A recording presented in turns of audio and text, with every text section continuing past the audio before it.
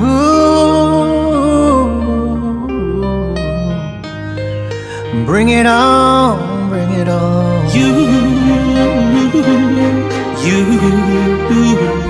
Pour être efficace et répondre efficacement aux défis sécuritaires que traverse le Sahel, nos institutions, à l'image de l'AES, doivent être financièrement indépendantes, à savoir des Occidentaux et surtout de la France.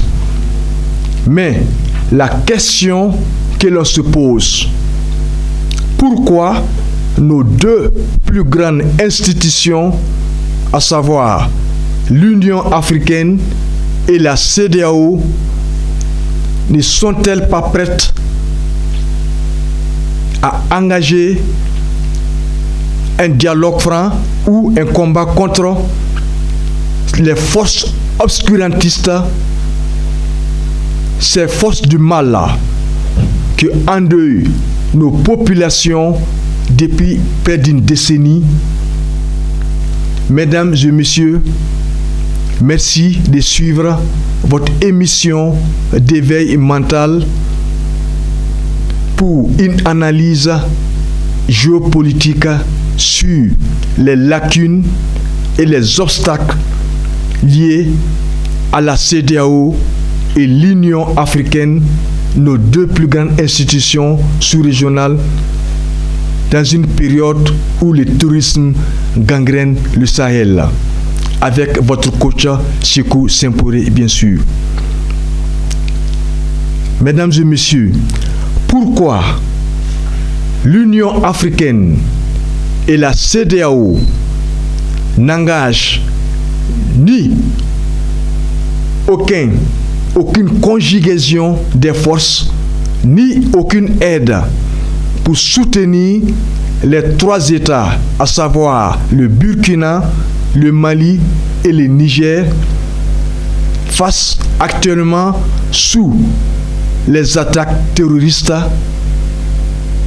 simplement parce que ceux qui recrutent, qui forment, qui arment, qui financent ces groupes terroristes contre ces trois États sont ceux-là même qui sont les bailleurs qui financent l'Union européenne, l'Union africaine et la CEDEAO.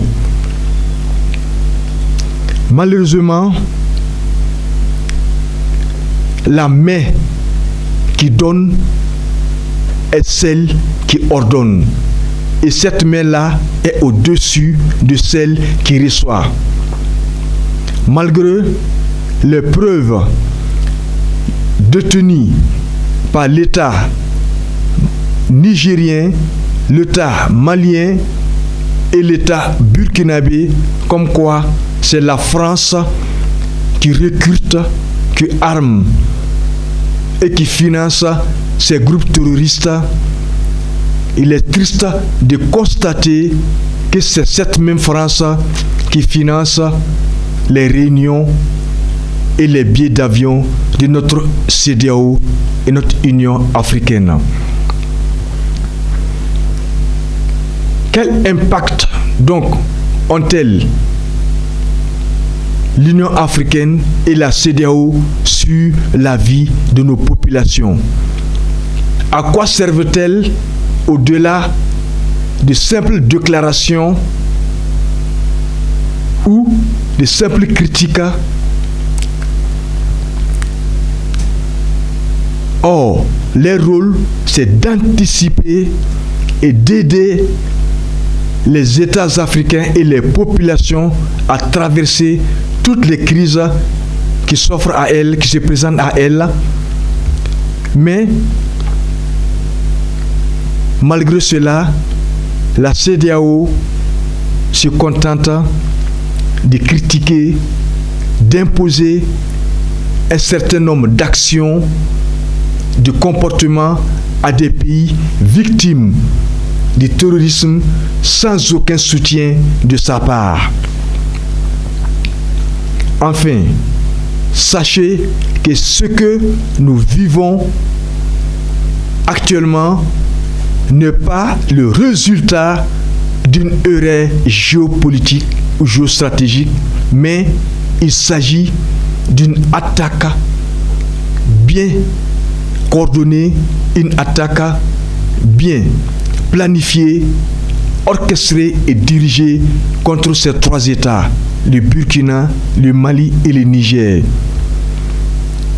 Et le terrorisme et la CEDEAO sont des moyens pour déstabiliser nos institutions, nous briser, nous affaiblir, semer le chaos, afin de prendre le contrôle de nos ressources, de nos matières premières. Mais les pires ennemis de l'Afrique ne sont-ils pas les Africains eux-mêmes? Comment comprendre que certains dirigeants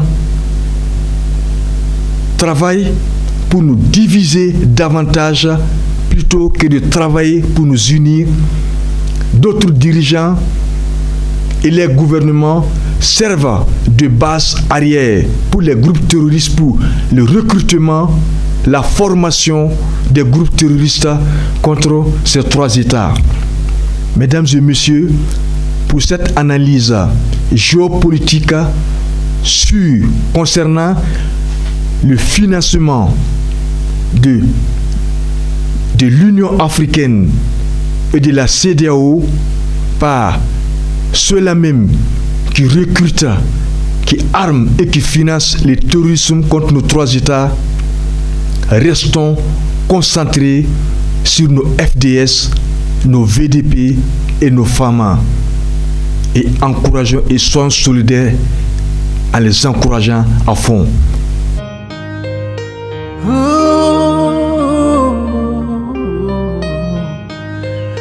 Bring it on, bring it on. You.